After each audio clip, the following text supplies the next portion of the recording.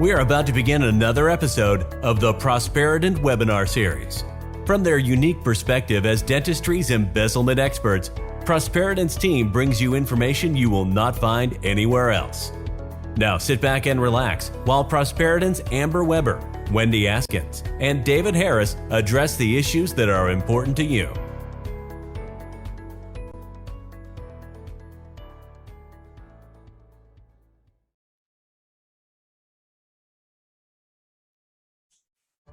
Hello. Oh, is it done? Hello, dental family. Welcome this evening to our Prosperident Power Hour. I'm Wendy Askins, one of your hosts from Texas. We also have Amber Weber, a co-host from Texas, David Harris, Prosperident CEO from Halifax, Canada. And we are so honored to have Gary Salman here with us this evening from Black Talon Security. Cybersecurity is like way over my head, but it's something I'm very interested in and I'm very afraid of it, honestly. And Gary's going to lay it all out for us in an easy, simple manner to understand so we can learn how to protect ourselves. We also have Sheila O'Driscoll on our chat with us this evening. So if you want to chat us up, and make comments that are relevant to the subject matter, please feel free to do that. If you want to submit a question, we ask that you use the Q&A button at the bottom of your screen so that question comes directly to us and we can get Gary to answer that for you. Now, we're ready to start. All right, well, thank you so much. An honor to be here. Let's go ahead and get our presentation going. Just one sec there, Gary. You're, go ahead. You're one slide ahead of us, buddy. All right, no problem. It's good to be enthusiastic, but we're not there yet, man. Timing's up. We are excited that our audience is joining us again. We're getting ready for our final curtain call. While we've enjoyed spending time with you every month during the Prosperident Power Hour, we're going to be ending our webinar series next month, and we're going to talk about everything important about embezzlement in 1 hour. So it's going to be jam-packed full of information. We hope you invite your friends, get your popcorn ready so we can all have fun on that finale. Don't worry, you're already registered. So if you know somebody who isn't, please let them know that this will be our final curtain call next week. One thing we don't want you to forget. You mean next month, right? Sorry, next month. Sorry. You I'm gave me so arrhythmia excited there. to see everybody. What can I say? I'm ready. You want to know why, we love spending time with you, but one of the main things is we want to start seeing people face to face again. So you're going to be seeing members of our Prosperident team. We're going to be speaking at live events again. So please join us and come meet us in person. We would really welcome that opportunity. Follow our website and see where we're going to be appearing. Maybe it's in a city near you. And if you're attending, as usual, please don't forget, we're going to send you the link for the CE credits. And we want to give a big thank you to Altura Perio for supporting us during our Prosperident Power Hour for the last, what has it been, over a year and a half, Dave? This is episode 19, number 20 next month. Yeah. So we're glad you're with us, and join us next month for the final curtain call. Yeah, indeed. And I'm off tomorrow to Kentucky to speak to a group of oral surgeons, and really looking forward to having a live audience. As much as I like being able to reach you guys through the screen, there's just nothing like seeing you face to face. Now it's a tremendous pleasure to introduce our guest, and his name is Gary Salman. He's the Chief Executive Officer of Black Talon Security. Gary and I have been friends for probably 10 years. Originally, he was with Carestream about 4 years ago. He left Carestream and started his own security company. A lot of things I like about Gary, but the most relevant one probably for this is that we're a bit alike in the sense that his company and Prosperident are both hyper specialized on a really narrow problem. And if you've been a long time watcher of ours, one of the things you've heard us say is that your accountant is a generalist and probably is a little bit out of his or her depth when it comes to embezzlement. And I think the message you're going to get from Gary about your IT person is very similar. They're great at getting your network set up, but when it comes to protecting you against ransomware, and I'm sure Gary will have a lot more specific things to say. But you know, the IT person who looks after your other needs may be out of their depth. Gary and his company exist really for one narrow mission. The other thing I'll mention about Gary is he comes from a dental family. His dad's an oral surgeon. You know, grew up around dentistry, like all of us at Prosperident, lives and breathes it. So it is my tremendous pleasure to welcome Gary Salman to our presentation. And with that, Gary, let's see if we can let you take it away. All right. All right. You have a screen share icon there for us? Yep. We All right. will do it. Good. Let's see. There we go. All right. Yeah, screen looks good. Take it All away. right, we're good. Yeah.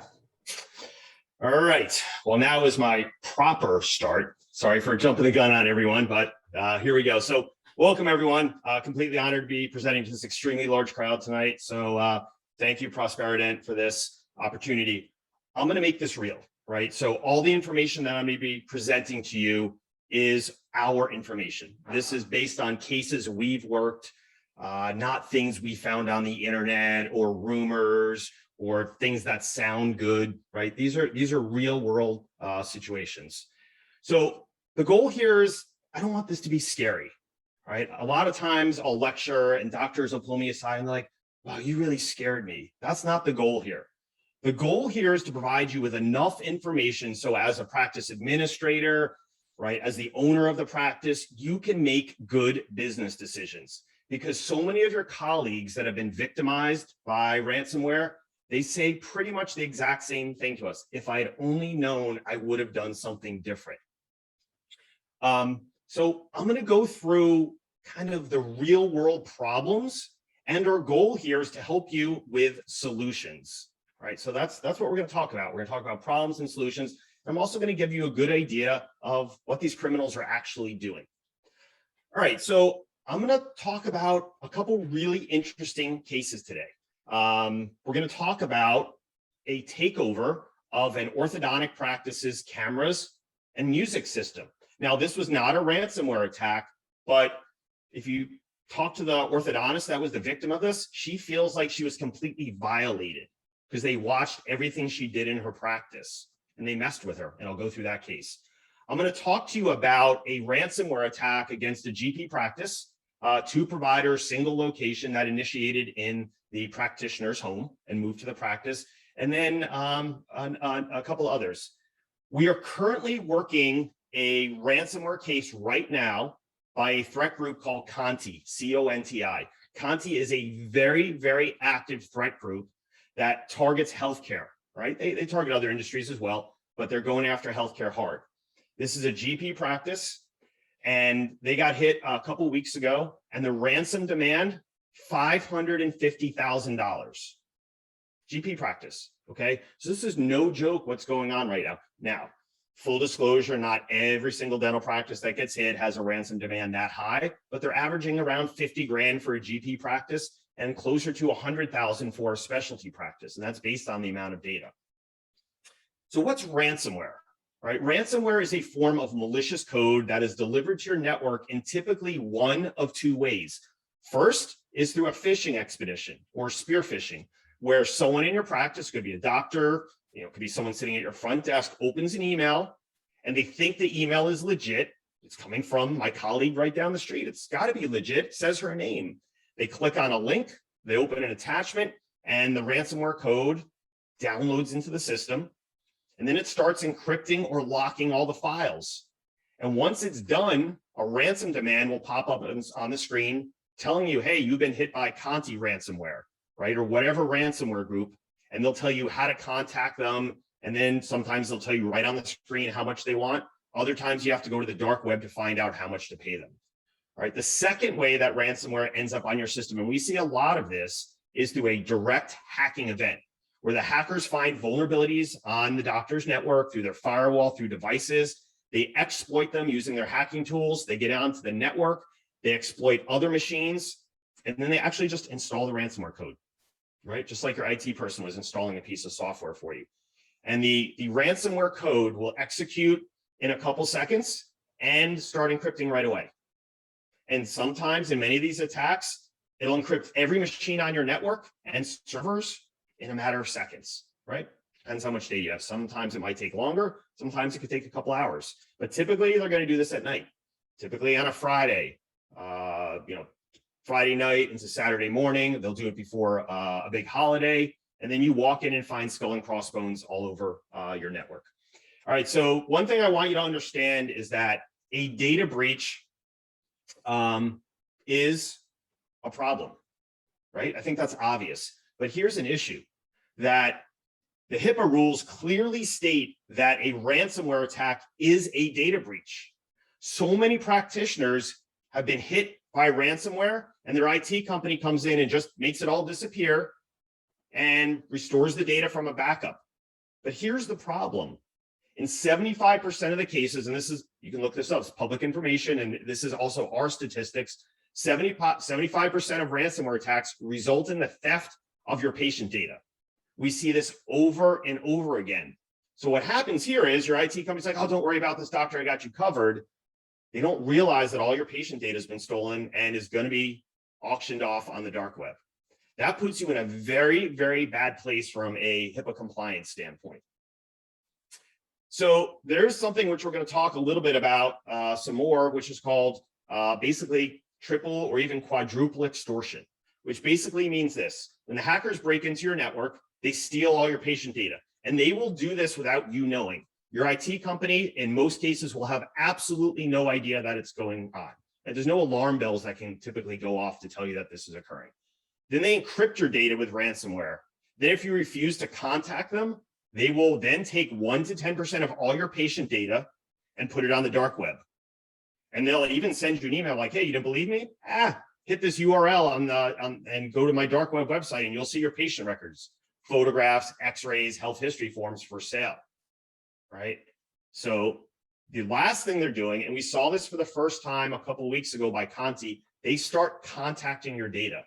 So if you refuse to pay the ransomware because your IT company just restored from a backup, they will start contacting patients. They will start contacting your employees. We saw this in a GP practice. So let's talk about supply chain attacks. I think most people 6 months ago, if you said, hey, you know what a supply chain attack is? Most people are like, I don't know. They disrupt the supply of toilet paper because of COVID, right? That's the first kind of supply chain attack anyone really heard of. However, ransomware and these threat groups, they have an incredible ability to disrupt our supply chains. So I think that one that was the biggest wake up for our country was the Colonial Pipeline. Then we had the meat distribution, which ended up not being as bad as a lot of people predicted. But here's something to think about. Look at these two threat groups, dark side ransomware and REvil. I will tell you for a fact that REvil has hit thousands of dental practices. They also are notorious for attacking IT companies. When we first started working with REvil for obviously the wrong reasons, trying to get people's data recovered, almost every single attack that they executed was against an IT company. And they took the IT company's computers and then attacked all their clients. You heard that, if you joined a little early, you heard that news broadcast, right? Where they were talking about an IT company being hit. So you have a Denver, Colorado event, you have the Wisconsin event, you have one down in the Maryland, Virginia area, down in Texas, where they all targeted these dental IT companies and took them out. And typically they hit every single dental practice. Like the one in Denver, they hit over 100 dental practices and thousands of computers and servers were all encrypted with ransomware.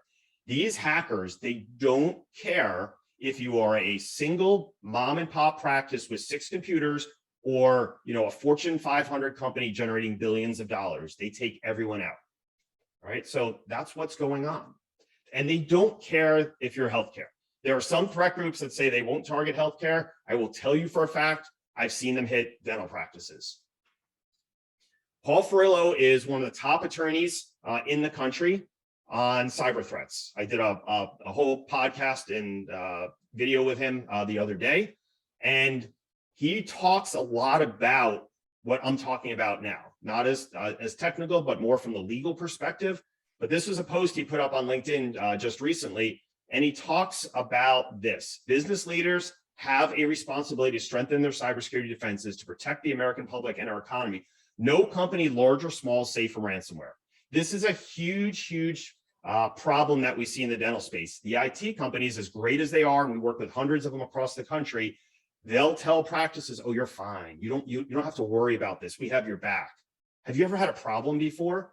Right? And you're like, oh, okay, that sounds good. I'm fine. You can't think that way anymore. So I'll pose a question to you.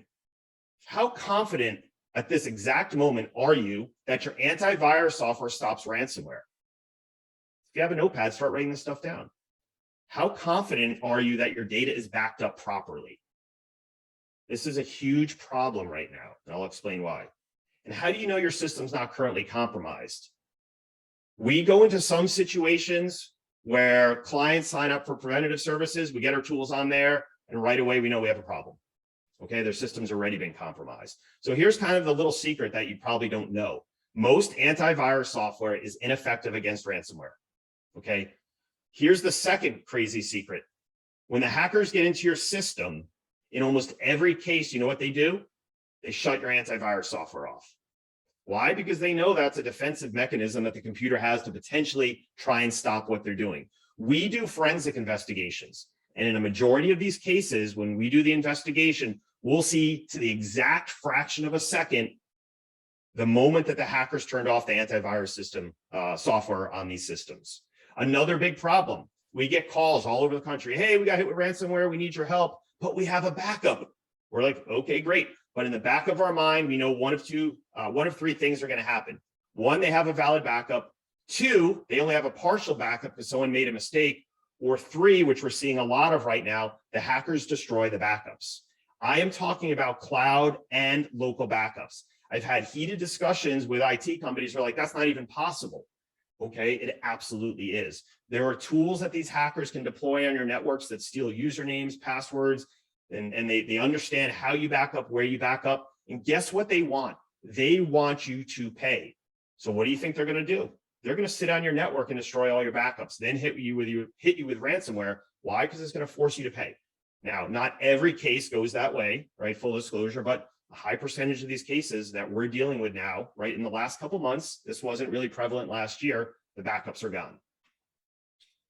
So one of the things that I really want to reiterate here is that this is a team effort. In order to secure your practice, your livelihood, and your patients, it is a combination of your IT company and your practice and a cybersecurity firm working together to secure your environment. And we'll explain why that's the case in a few minutes. But this is how businesses run nowadays. When you look outside the dental space, in medical and financials, right, in many small and medium businesses, it's a team effort. So here is literally the biggest problem we see. We talk to practitioners that haven't been victims, and then obviously we deal with hundreds of ransomware cases. And a majority of these ransomware cases, the doctors say, oh, I really thought my IT company had me. I even had a conversation, right? We've had scenarios where the practitioners have brought in the CEO of their IT company, sat them down and be like, hey, we just got a letter from our malpractice company saying we got to step up our game, engage with a cybersecurity company. And the owner of the IT company is like, I got you covered. We're good. I'm an engineer. I've been building computers for 20 years. I know this stuff. Oh, doctor, have you ever had a problem before? Oh, no, we've been okay. All right, you're fine. And then weeks later, they turn around and they're a victim and they call the guy back and like, how did this happen? You just literally told me this wasn't going to happen. So everyone has what I like to call Mike their IT guy. And like I said, IT companies are fabulous, right? They play a very, very important role with keeping your practice up and running, providing you with equipment. But they are generalists. Just like in healthcare, there are general practitioners and there are specialists. There are cardiologists and cardiothoracic surgeons. There are general dentists and there are orthosurgeons, orthodontists, oral surgeons, perios, pediatrics, right? You get it.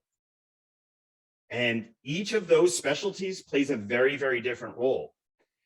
Just because you know computers and build computers and set up networks doesn't mean you're a security expert. Right? And typically what we see is the IT companies say, oh no, we have guys and women that understand how to do security, you're covered. And as a doctor, you don't know to ask a question, which is, okay, what are their certifications? Do they have CISSP, right? What do they have HCISPP? What do they have? Can you be a dentist without going to dental school? Can you be a physician without going to medical school? No. But any IT company can hang a shingle on their website and say, we do cybersecurity, and you as the practice owner is like, I got that, okay? So here's kind of a typical statement that I see. This was posted on a very popular Facebook website. And it basically is talking about a doctor who posted a note saying, hey, I'm concerned about security. Can you help me out? So one of the CEOs of an IT company wrote, we have plans of all sizes to address the ransomware issue. They line up with the HIPAA requirements you want to see: managed firewall, anti-ransomware software, backup and disaster recovery, and encrypted email. Okay. I don't really know what anti-ransomware software is, and I'm in the security business. All right. That doesn't make really any sense, but in theory, it sounds good, right? Not really sure what encrypted email has to do with protecting you from a ransomware attack. I can't see a correlation there. But to the untrained person or the owner or administrator of practice, you're like, oh, that sounds great. I'm good. Sign me up. All right. We'll talk about why that's a failure. So I want you to understand that outages last a long time. Okay. On average, in a dental practice, you will literally shutter your doors for 10 days because typically the hackers will take out every single computer on the network. And in many cases, you have to rebuild every workstation. If your IT company just comes in and kind of erases some stuff and puts your computers back online, ultimately, the hackers are probably still in the system and will come back and potentially hit you again. But most practices are down for 10 days. Yes, we have some cases that they're down for 2 or 3 days. We have cases where they're down for 3 weeks because of the complexity and the nature of the attack. This is just a rough estimate based on our numbers and our dealings with these ransomware cases. A single provider, single office GP practice is looking at just under $170,000 to deal with a ransomware attack. That's what it costs. Right now, obviously, if you don't have to pay an extortion fee or if you're able to recover your data, it could be less. But there's a lot involved here. You can't forget about the compliance issues you have both at the state and federal level. These have to be investigated by a forensics firm, right? Just having your IT company say, oh, you'll be fine, I'll restore your data. That's the wrong answer, right? When your data shows up on the dark web and you're like, whoa, if I had known my data was stolen, I would have paid, but it's too late at that point. So what did all these breaches have in common? Well, these are the commonalities between almost every attack we see. They have an IT person, they have antivirus software, they have firewalls, and they have backups, but they're still hit. Do you honestly believe that these Fortune 500 companies don't have firewalls? But this is a problem. So many practitioners are like, well, I got a firewall. I spent a lot of money on it. I was told it's going to stop ransomware. It's not. Okay, it may stop certain strains on rare occasions, but it is not effective in terms of stopping ransomware. It looks cool, it blinks, it plays a really important role from a security perspective. I'm not downplaying it, but too many people are relying on antivirus and firewalls. So I want to take a minute here, and I want you to kind of jot down, based on this list, what you know or what you think you have in your practice. All right, this is a really important exercise because a lot of people, owners of practices, partners, right, administrators, they're responsible in the end for the confidentiality of the patient records. And you should know what security is in place at your practice. All right, so do you have a firewall? And guess what, guys and ladies? Just because you have a modem from your internet provider doesn't mean you have a firewall. Some cases, the doctor's like, oh, well, we have a firewall. We get in there, take a look, like, no, you don't have a firewall, you have a modem. Some modems have firewall capabilities and some don't. But you need to have a dedicated firewall. Talk to your IT company if you don't.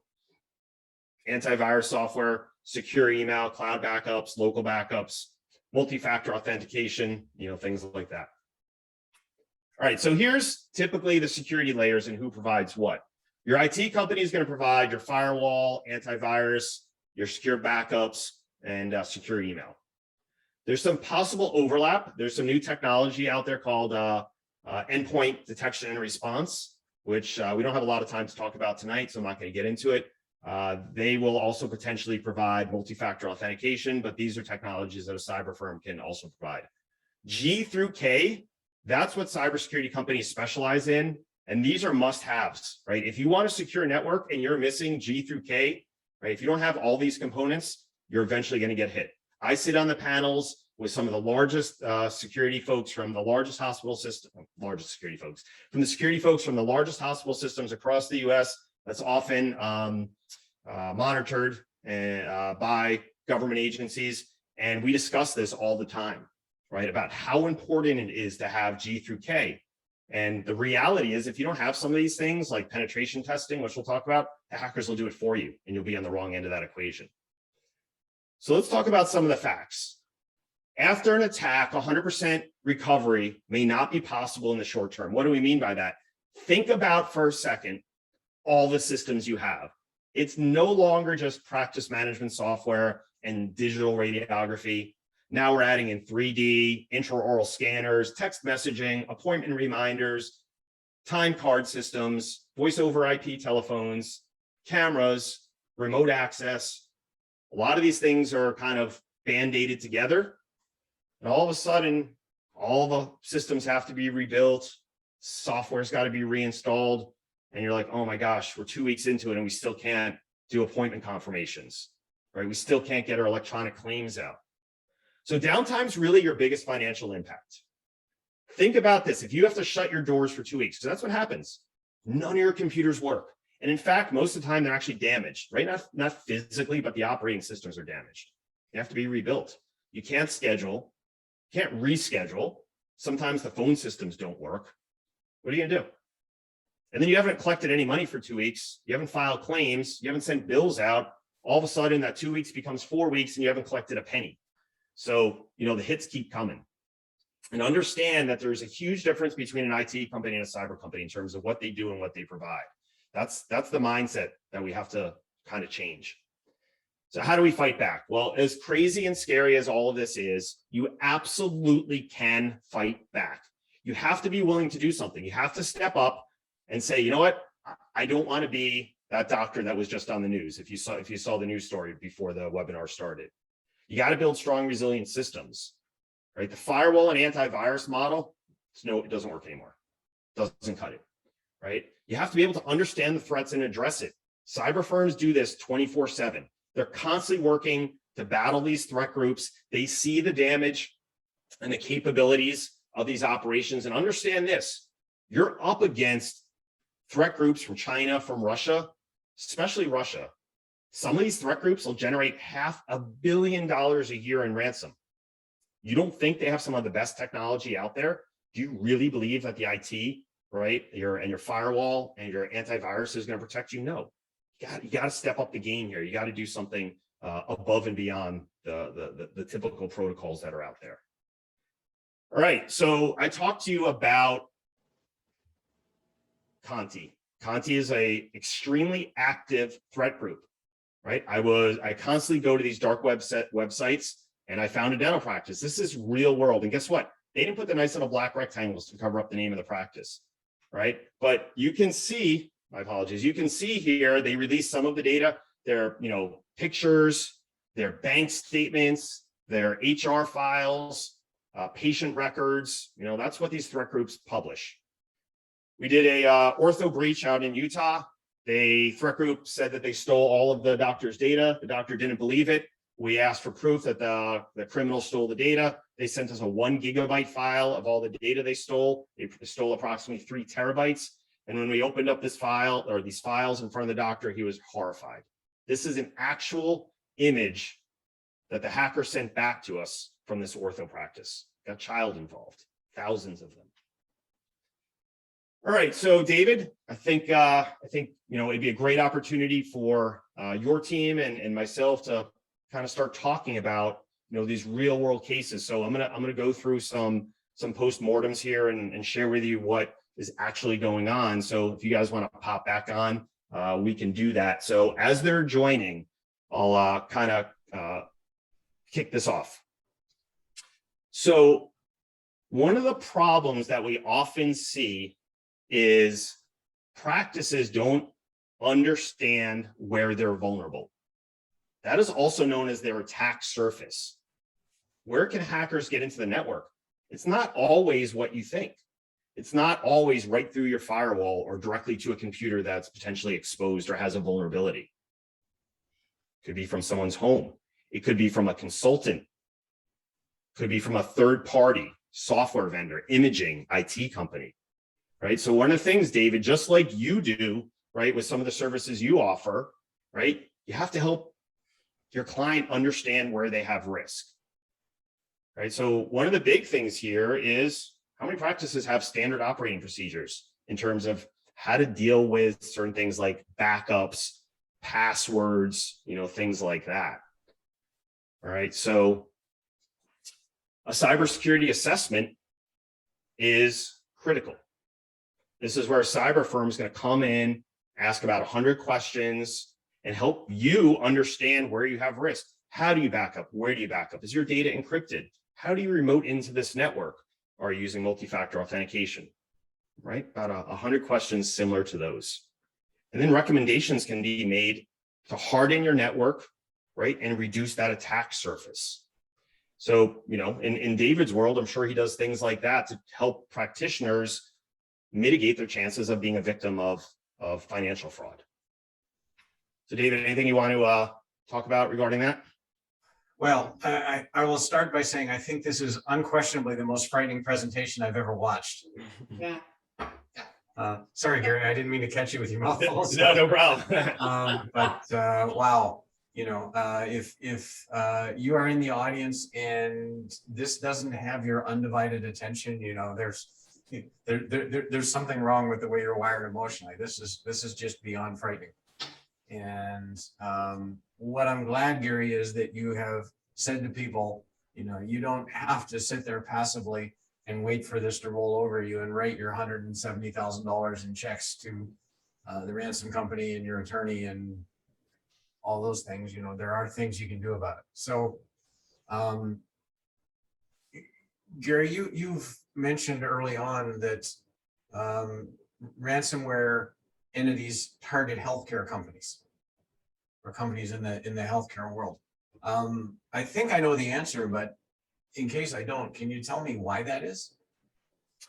Yeah, because it's pretty straightforward. The reason is they know the doctors or the healthcare entity, there's a high probability that they're going to pay, right? Because if they steal their patient data, in most cases, what doctor is going to say, I don't care, publish all the patient data for my practice, all the health history forms, the x-rays, the pre, the post-op images, who cares, right? I haven't met a doctor that's said that, right? And we do a ton of these cases.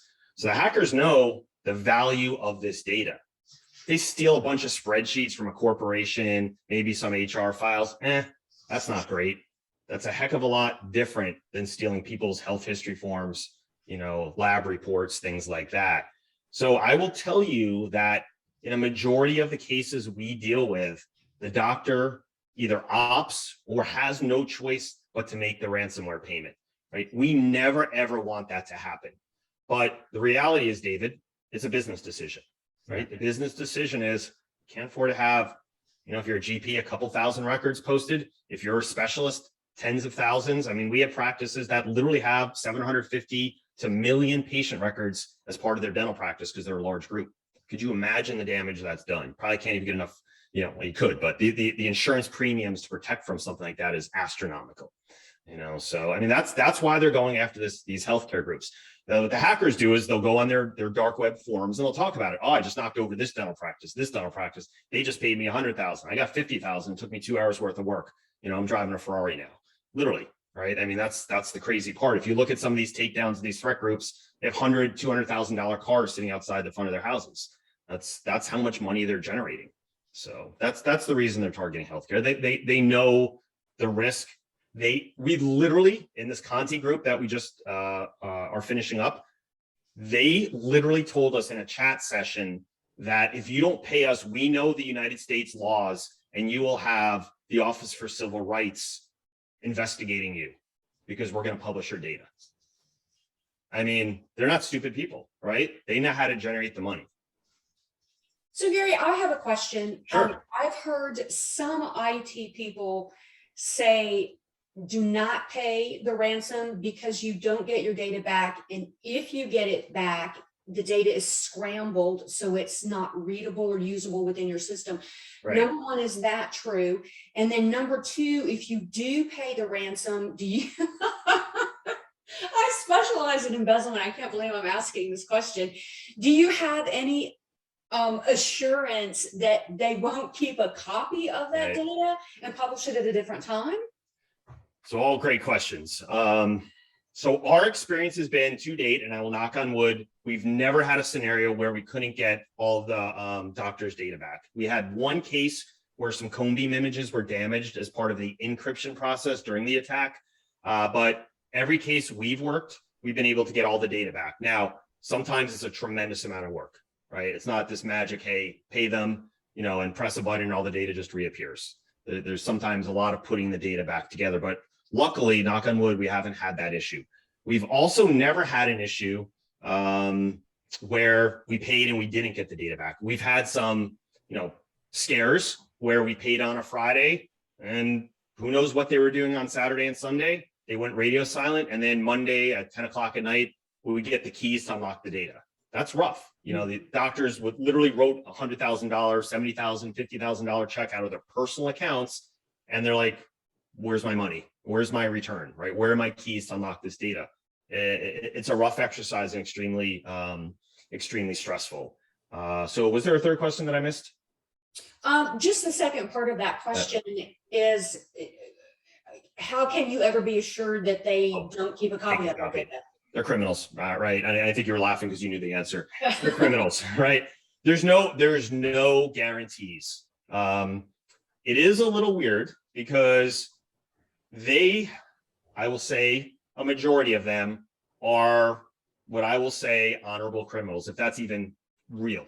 But conceptually, they know that they have a reputation. They know that everyone talks about this. So if they start ripping people off, they know that there's a less of a likelihood that they will get paid in the future. So typically, if they say they're going to do something, they will do it. And the most ridiculous statement that I could probably make is that most of these threat groups literally have some of the best customer service. If we buy the keys and something doesn't work, we will message them on the dark web, and sometimes within a couple minutes, they will pop on and be like, fixed it for you, try this. And we're like, wow, that was impressive, right? They're criminals though. Like I don't care about them, right? They're horrible people. But this is the world that they operate in, right? It's what I like to say, it's a legitimate business, right? They are literally running a criminal business, and they know that customer service is part of what they have to do in order to be successful. It makes no logical sense, right? I work law enforcement, and one of the things that I always say is, imagine me responding to a break-in at someone's house, and I pull up and I see a tractor trailer getting filled up with all the belongings of this family. The family walks down to me and they're like, hey, officer, you gotta arrest those people. And I'm like, yeah, I can't do that. How much cash do you have? Right? And they're like, what do you mean, how much cash do I have? Well, let me go talk to the criminals and see what they want. And then I go talk to the criminals, loading up all of their belongings, like, hey, give us 50 grand, we'll move all their stuff back into their house. I have to go back to the homeowners, be like, you got $50,000 in your safe that you can give these people, they will move everything back in. Literally, that's what's going on right now, right? And they're very difficult to track and very difficult to catch. So that's another issue. Okay. I have a question for you, Gary. Sure. So, they hack everything, they get access, they have the control. How do you typically pay the ransom? Like, how do you see practice owners settling the score, I guess you could say? Because, they're not going to meet these people in person, Right. like think about kidnapping, ransom. Okay, let's do cash exchange. Mhm. What's the most common exchange, and how does that happen? Well, conceptually, to your point, it's almost like that. You take the money, you drop it somewhere, they pick it up, and then they give you something back, which are the decryption codes, or the keys, really. So, Wow. yeah. So one of the ways that this works is through cryptocurrency, right? So the process is this: the practice agrees to pay them whatever it is. Let's just say, for argument's sake, $75,000. The practice will transfer us through a wire $75,000. We will convert it to cryptocurrency. It could be Bitcoin, right? There are other different cryptos that the hackers are using, but most of them are using Bitcoin. And then we have to transfer it to the criminals. But here's the catch. That could be illegal. Okay. So I've come across many IT companies and many doctors who have just made the payment themselves. I'm like, who'd you just send that money to? Are they on a watch list? Are they considered a nation state? Did you literally just pay terrorists? And the doctor's like, I have no idea. I'm a dentist. I just had to get my data back. Right. Or they say, well, my IT guy didn't talk to me about that. Right. So there are very, very special background checks that have to be done on these digital wallets, right? These crypto wallets prior to sending the money. All of a sudden, you're like, I'm just trying to get my patient data back. And now you're in the middle of a federal investigation because you transferred money to Iran, right? Or another nation state. So that's why I'm saying you gotta understand this is a very specialized science that's going on right now. And the compliance, both at the state and federal levels, are huge. And there's a lot to lose here. The problem that we see, Amber, in many of these cases, practices are the second they get hit, all they care about is, I need to treat patients again. And I'm not downplaying that. That's our number one focus. We know we need to get your practice back up and running, but if it is not done properly, the long-term consequences financially, from a compliance standpoint, and financially, and then from a compliance standpoint, are pretty significant, right? So it has to be done properly. So I have another question. How many of the hackers do you see that are not based in the US? I mean, I know that's a hard estimate, but do you see a lot of them are from other countries, or I mean, what demographics do you see them typically based out of? Right. So we've never come across a hacking group that is US based. Okay. They're not. The last case that I can think of was I think the Twitter hacks where they locked up, the FBI locked up someone from Florida and from England, where they got into some very high profile people's Twitter accounts. That's not really a ransomware case. That's more of a cyber event. I don't know, based on all my intelligence, I don't know of any hacking group that operates inside of the US borders. But to answer your question directly, it's mostly coming from Russia. Those are just the facts. China as well. What we typically see is Russia is involved heavily in the ransomware business, generating billions of dollars.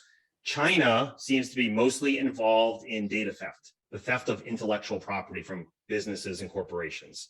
They operate, differently. In the end, do they share some information? Maybe. So that's typically, I mean, Iran's there, North Korea, but typically it's coming out of Russia. Okay. I'm really enjoying this discussion. Just a couple of reminders to the audience. First of all, if you have a question, please use the Q&A, not the chat, to ask a question. The people who are bringing their questions forward to Gary can't see the chat. They can only see the Q&A. And if you have stuck a question in chat, just copy it and paste it back into Q&A, and we'll make sure that we get it answered. So just don't forget that the chat and Q&A are there for different purposes. The other thing that I want to talk about, and I'd love to hear Gary's feedback on this. Traditionally, people have relied on a good backup. In other words, there was a time, I think evolutionarily, Gary, when what ransomware did was encrypt your data. And if you were prepared to walk away from that encrypted data, you really didn't feel a need to pay the ransomware. So if you had a good backup, you just kind of thumbed your nose at these people and said, screw you, I'll just restore from backup. And it sounds like the folks doing the ransomware on that basis have kind of elevated their game, and now they're going a step or two further, and that a good backup is no longer the cure-all for this. Right. Yeah. Look, backups, to your point, backups are critical. I tell every client, have a good cloud backup, have a good local backup. Now, I'm talking about a disconnected backup. And this is a heated discussion I get into with a lot of IT companies, because I'll tell our clients, listen, I need you to think old school, right? You remember the days, doctor, where you would unplug a little hard drive or a backup disk or even a tape if you're, been around for a while. You take that tape or backup device, throw it in your backpack or your bag and walk home with it every night. That was your entire livelihood in your bag, right? Then the cloud came, and then everyone's like, oh, who needs local backups anymore? Let's just push all your data to the cloud. And everyone's like, hey, let's go to the cloud. Sounds great, easy. I don't have to worry about bringing home, this horrible hard drive every day. Then guess what started happening, right? the hackers started gaining access to these cloud technologies. The other problem, David, which we haven't talked about, is this: how many practices have actually tried to download their cloud data? Yeah. Have you asked your IT company to download all of your patient records, your practice management software, your attachments, and all of your 2D and 3D images, and show you that your system functions? Because a lot of times the IT company's like, oh, well, the 3D images were too big, so we didn't back them up. Well, guess what? All your 3D images are encrypted with ransomware. You're probably going to pay now, right? Here's the next catch to that problem. How long does it take to download your data? If you have 3D imaging, right, cone beam imaging, intraoral 3D imaging through, intraoral scanner that takes STL files, those data sets, David, are huge, terabytes and terabytes of data if you've had them for a couple of years. How long do you think that's going to take to download from the cloud? A week. Yeah, absolutely. So what do? Often you can't do anything until all your data comes back. So, that's another challenge. And I get it. There's some technologies that can assist with certain things like this, but you got to have this disconnected backup, right? It's called cold storage. So now we're bringing back this concept, and that's where I started with, hey, go out and get a high-speed solid state drive, right? Not the old school spinning ones, they're all chip-based. Get a couple of those, have your IT company encrypt them to protect them, right? We've talked about this. The theft of those devices is a breach also. Yeah. Encrypt them. So only you have the password, being the doctor administrator. And then each night, back up all your data, right? Now, some practices may have so much data, they may not be able to back up all the 3D images, but at least do that once a week. So in the worst case scenario, your system's hit, right? Your cloud's data is taken out. You can literally go to your dining room table and take that hard drive off and be like, this is what may save me. All right. But the catch still is, if they stole your data, what are you going to do? Are you not going to pay, or are you going to pay? That's a decision tree that your attorney and your practice is going to have to make, right? Because there's ramifications for either decision. Legal, compliance issues, and then the other side is financial. All right. So yeah, this cold storage is hot. Even large Fortune 500 companies, they're going to cold storage, literally a backup that's disconnected from the network. Yeah. So. But where I was going with this was, again, I think some people think, and some people have heard from their IT company, that, as long as you have backup perfection, you're safe against ransomware. If you have a backup that's 100% perfect, you're safe. And what I've seen lately, and you reinforced it tonight with something you said, is the companies doing this have upped their game. And the way that they do that is they put your information online, or they convince you that your information is compromised. In other words, having the perfect backup gets your systems functioning again, but it doesn't deal with the fact that some adversarial party has pretty valuable data. And in one of our sessions that we did last month, in fact, one of the things I was talking about was the value of data. And a working credit card number, if somebody has your credit card number, the street value of that's about $5. If they have a sort of a patient's healthcare record with insurance information, date of birth, social security number, that kind of stuff, the value of that record is about $50. Exactly. Yep. That's the number we see. Yeah. This is evolved past, we're just going to lock up your data and you're going to pay us so that you can access it again, to we're going to take your data, and if you don't want to pay us, we're going to do something with it that's going to hurt you. Yeah. And that's the challenge. Like, no matter what, your primary focus should be, I never want a threat actor to get into my system. Yeah. Okay. That's rule number one. You need to up your defenses. Let me give you a couple examples, some real world stories here, so everyone can really understand what's going on here. We recently finished up a case about 3 months ago. This was a pediatric and ortho practice, 2 locations in Southern California. The practice called us. They had heard about us. They said, hey, both our locations are fully encrypted with ransomware. They hit our servers. Every workstation has a skull and crossbones on it. So we get in there. We immediately recognize the threat group. We explained to the doctor right away that there's a very, very high likelihood that all of his data has been stolen for both locations. And he's like, yeah, I don't really think that happens. And we said, all right, well, we'll go down that road when the time is right. When my security guys got in there, We immediately called a timeout because guess what we found? On almost every single computer, they had installed 3 different types of screen sharing applications. You know, like those go to my PC, log me in, splash top. Now, I will say that's the first time we've seen them install 3 different types. But when we started really critically thinking about it, our security team were like, this is almost genius, because an untrained person, regular IT company, be like, oh wait, this isn't our screen sharing application, delete. And they may miss the secondary or tertiary screen sharing application. What's wrong with screen sharing applications? Well, there's a lot wrong. First, the firewalls and antivirus software, they don't typically block them. Why? They're legit programs, right? Your computer looks at it as legitimate. It's just been installed by a criminal. The second thing is it goes right through your firewall, right? It opens up a port. It allows traffic to come in, traffic to go out. So you know what the hackers do? They sit there from their desktop, they click an icon, they just logged into Dr. Mary Smith's computer, right? Her laptop. In this case, they had access to every single computer. We're talking about 40 computers. And when I explained this to the doctor, he's like, well, what about my laptop? I said, yeah, we found it on yours also. So he said they were watching me read my emails in every website I went to. I said, unfortunately, yes. You know, and that's when the panic started to set in, you know, because he knows, he's like, I send emails with my referrals. So let me ask you this. Does encrypted email protect you from that type of environment? No, I mean, from that type of attack, I should say no, because the data's on your screen decrypted. So they're just watching your screen. They sit back and watch. Guess what else do they do? They figure out online banking and online banking. So that was a huge problem.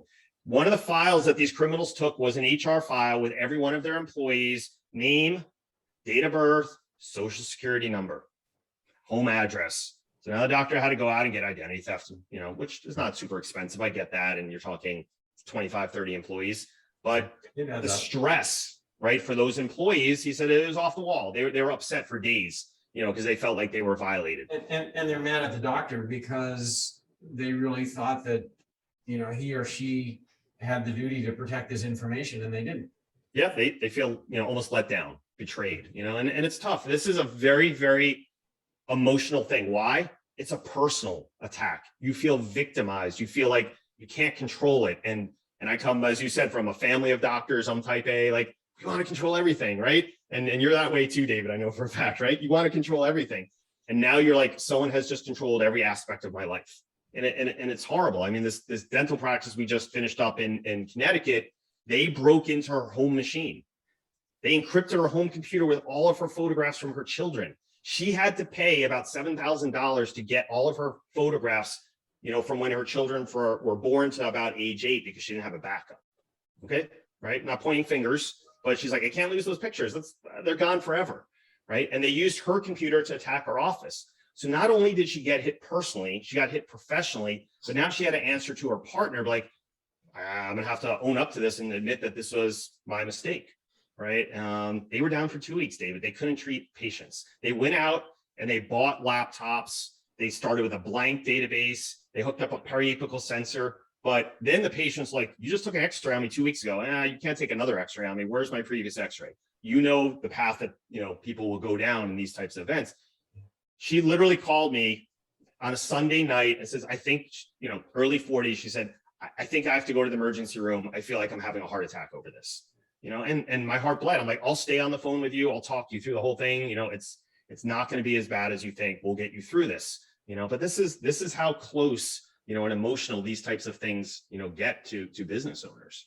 So Gary, we have a ton of questions under Q&A. Do you want to start knocking those out and answering some questions for our absolutely. Just before we do, Wendy, for 1 second, I just want to draw a couple of parallels here between what happens to people in cyber attack and what happens to people when they get the financial equivalent, which is embezzlement. And you know, that feeling of violation that Gary mentioned, Wendy and Amber know this really well. That's, you know, that's something that people feel from embezzlement, and they, you know, they equally feel it from cyber attack. And the other thing is, and Gary, I think you framed this nicely, you know, when you're at the point where you see the skull and crossbones on your computer, what you have to do then is make the best of a series of bad choices. And by far and away, everybody's best place they can be is to, organize their lives and their businesses so that they never get to that point. You know, and it's just like we say about embezzlement. You know, if you can set up your systems properly, and Amber works extensively with clients in that area so that you don't get stolen from, that's a lot less painful than dealing with it after the fact. So, you know, I when I introduced Gary at the beginning, I said we have a lot in common, and as this conversation goes on, I'm seeing even more of it. Sorry, Wendy, let's get to those questions, but I just wanted to make those observations before we did. Okay, great. Yeah, I love that you made those parallels. Here's a good one. What is the number one task a practice owner should look at when back in the office tomorrow? It's like number one, top on your list. What should they do? I think they have to evaluate their attack surface, right? Because it's hard to say what the number one risk for practice A could be very different for practice B. But we can break it down to a couple things. One of the ways practices get hit is through phishing emails, right? As I described, employees receive an email. It looks like the orthodontist down the street, looks like an x-ray, they click on it, or it looks like it's from Amazon, they click, and next thing they know, skull and crossbones. So you can beat phishing emails by training your staff, right? So cybersecurity awareness training is critical. It is required under federal law if you're a healthcare provider. Every doctor probably knows they have to train on OSHA, right? Can't have an assistant get stuck with a needle and be like, oh, OSHA what? I've never heard of OSHA. That doesn't fly, right? From a compliance standpoint. But a majority of practices, I'll probably say 80% of practices have no idea that they're required to train. So if you want to help reduce your risk, search out training platforms, right? Cyber firms offer it, you know, where they can, you know, access learning management systems to learn how they can identify these types of threats. What I hear doctors often say is, you know what, I'm going to go back and just tell my staff not to click on anything. Yeah, that's forget it. I mean, that's useless. First, just shut your practice down because you won't get x-rays, you can't take your referrals, you can't send stuff back to your specialists. Like that doesn't work. But you got to educate, you got to empower your team, right? So that's something that they can really do. The second thing is talk to your IT company, right? Understand, hey, what are you guys doing for me? And you remember that long list that I showed you before? I would be willing to bet I nailed it, right? The very first 4 items is what a majority of practices are being provided with. And it's not enough. It doesn't work anymore. You know, you got to think this isn't, right? This isn't 2016 anymore, right? This is 2021. Those are important aspects of security, but that's not the end all to be all. So, you know, have an understanding of what security is in place, then search out specialists to harden your security. Okay, someone also asked, how can I protect from incoming attacks, or is there any preventative measures I can execute or use? You just answered that, correct? Train your staff with the emails? So I think there's 2 parts to this, right? There's the email-based attacks, but there's the direct hacking events where hackers will scan the firewall, they'll look for vulnerabilities on computers and devices. Right, that requires a whole different set of software and skills to look for those vulnerabilities. That's typically what's provided by a cyber firm, right? They will launch cyber attacks against the firewalls. They will have ethical hackers attack the firewalls, software attack the computers on the inside of the network, looking for these vulnerabilities that hackers will exploit. I think the best analogy, Wendy, probably the easiest way to explain this, and David, you know, and you did it on the previous presentation, is kind of the analysis of your own home. Right? You're like, you can say to yourself, oh, my home's like Fort Knox, right? I got the best deadbolt on here. My windows are secure. And then an expert comes by and like, oh, you think that window's secure? Watch this, right? They come with a little bar, pop, the window's open, and 10 seconds later, they're in the first floor of your house. You're like, whoa, how did that happen? I just, you know, upgraded my security. So conceptually, that's what cyber firms do. They look for these holes in the networks that hackers exploit, and then they work with the IT company to patch those holes, right? We're not talking about just patching software. It's a much more complex task than that, but you have to look at all the devices on your network, right? Use sophisticated software and human intellect to determine where they're vulnerable and then harden those devices. That's how you protect from these inbound attacks. So training, vulnerability management, penetration testing by you know, certified ethical hackers, that's how you do this. So I know you had mentioned that they can access the system from other vulnerable devices that aren't directly, software related. Can you give some examples of that? Would that be, like, I know you talked about the video cameras, but what are some other advices? One person wants to know, like, patients can get on like guest Wi-Fi. Is that a vulnerability? Okay, so good question. So let's talk about that, because I think that's a really, really good question. It's something that practices can kind of do on their own or their help with their IT company. If you have a wireless network within your practice, right, understand that that wireless network is an extension of your wired network, okay? So if a patient comes in and pops open a laptop, for instance, and connects to your business Wi-Fi, they are literally connected to the same network that all your office computers are running on. Now, if they set up guest Wi-Fi and create what's called network segmentation, where the practice runs on this part of the network and the patients run on this part of the network, and there's no way for the traffic to cross, that's relatively good security for Wi-Fi, because you don't ever want them to have access to any devices. Keep in mind, if you have Wi-Fi, most Wi-Fi devices nowadays can be cracked. That's the reality of it, unless it's running the brand new protocol. Literally, a person can sit in a car or in an office next to you, pick up your Wi-Fi signal, and potentially gain access to your network. Now, they have to have some skills, right? This isn't typically, average Joe doing this, to be fully transparent. You got to have this. Also, you also have to have this network segmentation. So have a separate guest Wi-Fi that has no ability to transact to the business network, right? Send information back and forth. So you talk to your IT company and say, hey, I want you to segment my guest Wi-Fi from my business Wi-Fi. And they should know how to do that. Many firewalls will allow you to do that. Okay, someone asked, actually twice. Okay. So this is very important to someone. What do you think of whitelisting software that stops executable code from ever running without your permission? I think that's going to be a pretty technical answer. So fasten your seatbelts, ladies. Yeah, I'm not sure I want to dig deep into that, to be honest, on this call. But look, whitelisting, I'll talk generally because I think this will help. Whitelisting is a powerful technique. So let me give you an example of whitelisting. Your firewall, right? If you have someone connecting from the outside world, let's say you have a practice manager at home, right? And he or she wants to connect to the office or a doctor. What you can do is you can take the IP address of that doctor's home or that practice administrator's home, right? Their modem. You can load it in the firewall and you can whitelist it, right? So only people coming from those IP addresses can technically get into the firewall. That's an effective tool, right? You can also then specify, certain software applications that can only run on the network. So there are some capabilities, but what I struggle with a lot of businesses and practices is they hang their hat on one thing.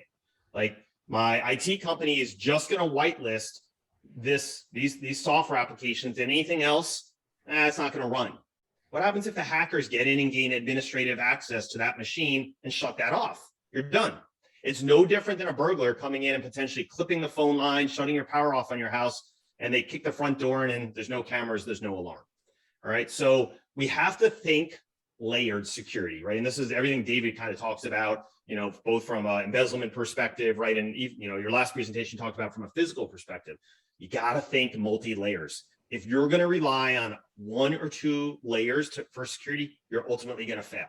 It's no different than you going out and having your IT company sell you the best piece of anti-ransomware technology, throwing it on your network and be like, hands are clean. I've washed my hands of this whole problem. I'm good to go. And finding out it wasn't quite as good as you thought it was, right? So yes, look, whitelisting is an effective methodology, but it is not the end all to be all. It is part of a security defense.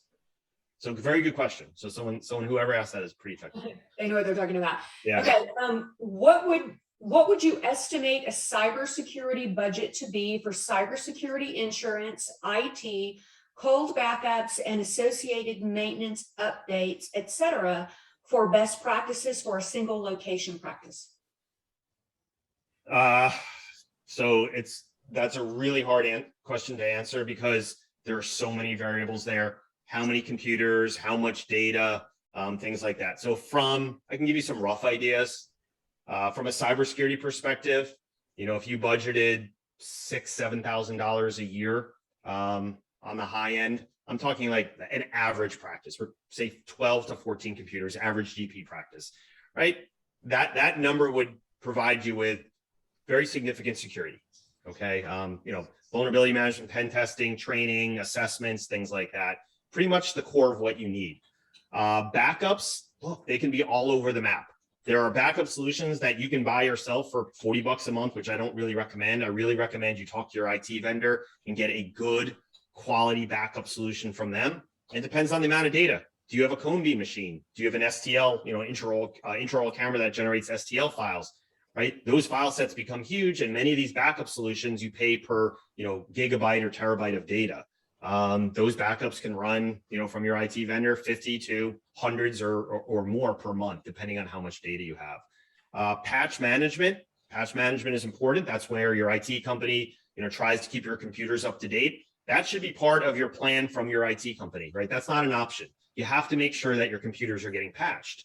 That's typically part of some type of level of service that your IT company is going to offer. I would say at an absolute minimum, you want to have a level of service from your IT company that offers patch management. So, but look, that could be a couple $100 a month and up, depending on how many computers you have. So, all in, maybe just rough math, $10,000-12,000 a year for that. Depending, obviously, it's variable based on some of the things that I've said. So, okay, and this is kind of a tricky question. How can I secure the devices that my staff carry from external attacks that potentially could have access to my network? Great question. So remember the first question I answered about guest Wi-Fi? That's how you do it. Your staff, and really even the doctors, their phones, their mobile devices, their tablets, their laptops, their watches, smart devices in your practice like a smart TV, a thermostat, anything that is internet accessible should connect to the guest Wi-Fi on a segmented, or it's also called VLAN. They should connect to that. They should not connect to the business network. So that's how you beat that. Can hackers access your data through a copy machine, fax machine, thermostat, or other devices like that have IP addresses in your office? Can they get that through that way? Great question. So we're really talking about IoT, which is a phrase that's been around for a while now, Internet of Things. We're talking, just like you said, a smart television, an IP-based multifunctional printer, copier, scanner, you name it, cameras, voice over IP telephone systems. So what I'll say is that many of these devices are internet facing, meaning you can gain access directly from the outside world. And what happens is, without segmentation, right, this network segmentation we've been talking a lot about, they can potentially gain access to a device and use that device as a launching pad against other devices on the network. Probably one of, or the two most famous hacking stories are in Vegas 4 or 5 years ago. You can Google this, you'll find it, where hackers gained access to a thermostat in a fish tank at a casino and used that operating system that controlled that thermostat to attack the network, right? Public information, right? So perfect example. The other one is the Target, right? The Target department stores. You know how they hack that system? They access the HVAC, the heating and ventilation control system. And who the heck would think that that's going to be a methodology to attack servers storing billions of dollars of information and data? But so these devices are vulnerable. The best way to do it, once again, is really to do this segmentation. Keep these devices off, keep them patched. When you see on your television, your smart TV, hey, we have a new piece of software, would you like to run the update? The answer is absolutely, right? Many companies come out with patches for their devices, not only to add new functionality and features, but to patch security vulnerabilities, right? So that's why, going back to the previous question, that's why it's important to engage with your IT company on a patch management process. It is not, once again, the end all to be all. Just patching your computers will not secure you, but it helps as a security strategy. It's part of your security strategy. Okay. Here's another one. We've been using Threat Locker for the past few months with our clients, which are dentists, and haven't had any malware attacks. Any opinions on that system used with software like Intersect X, and a Sophos firewall. Right. So I won't, just out of respect for the companies, I don't typically talk about specific products, but I'll speak in general terms. Some of these technologies that were just referenced are designed to potentially intercept ransomware, stop ransomware, detect ransomware if it's executed. They're used as, once again, a multi-layered defense to harden the network. These are good technologies, all right? But once again, the most important part is this multi-layered approach, which is don't let anyone get in the network to begin with, right? Through this vulnerability management, pen testing, training. But if they do, let's hope you have additional layers of security to potentially block this, right? So some of these technologies that are out there are called EDR, endpoint detection and response, which is starting to become a little old school. The next generation is called XDR, extended detection and response.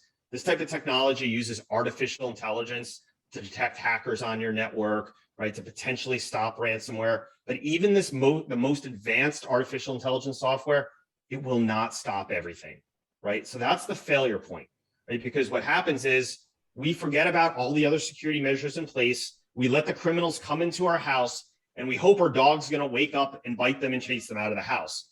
But criminals are smart. They will buy the same software that the IT companies are throwing on these networks and try and defeat them, right? But look, we are proponents of this software. We do believe that EDR, XDR software is an important part of a security posture, as well as some of these next generation firewalls and some of the technologies that they provide. But you gotta think critically about this stuff. You think these multi-billion-dollar companies don't have this stuff on their networks too? They do, right? So everything can be defeated, right? It's just what does your attack surface look like? How are you minimizing that attack surface to keep them out? And look, hackers are typically opportunists. If they feel like they're going to have to spend too much time to getting at your patient data, they will move on to the next system, right? And that's a fact. So, point number one, and I keep saying the same thing over because a lot of people miss this, is do things to prevent them from getting into your network to begin with, all right? And then layer on these additional security measures. So that's how I'll generalize that statement without, giving my personal opinion on or professional opinion on specific products. All right. Well, Gary, thank you. We're at time here and questions are still coming in, and I'm sorry that we didn't get to them all.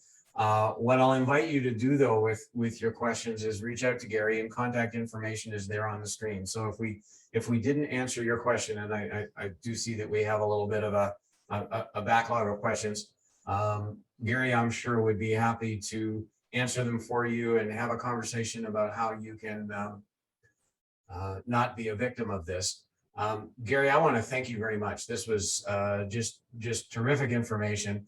It's a subject I've always had some interest in, and I still learned a heck of a lot tonight. So very tremendous presentation and everything that I thought it would be. I'd also like to thank my three co-hosts, Wendy and Amber on camera, and we've been together on these for a whole lot of time, and I can't ever say too much about how terrific they are to work with. And also our third camera shy team member, whose name is Sheila O'Driscoll, and Sheila runs the chat for us. We should bring her on next month, I think. Let's do. We should. Okay, we voted and it's going to happen. And speaking of next month, September 23rd is our final session in this series. So this will be webinar number 20 for us. Oh my gosh, there's Sheila. Hi, Sheila. It will be our wrap-up webinar. We're going to have lots of neat things. We'll have some giveaways. We'll likely have some Prosperident team members join us. So I'd like to thank everybody for joining us, and we look forward to seeing you in just over a month. Thanks, everybody, and we'll talk to you soon. Bye. Thank you. All right, thanks, Gary. You're welcome. My pleasure. Thank you. Thank you, Gary. Bye.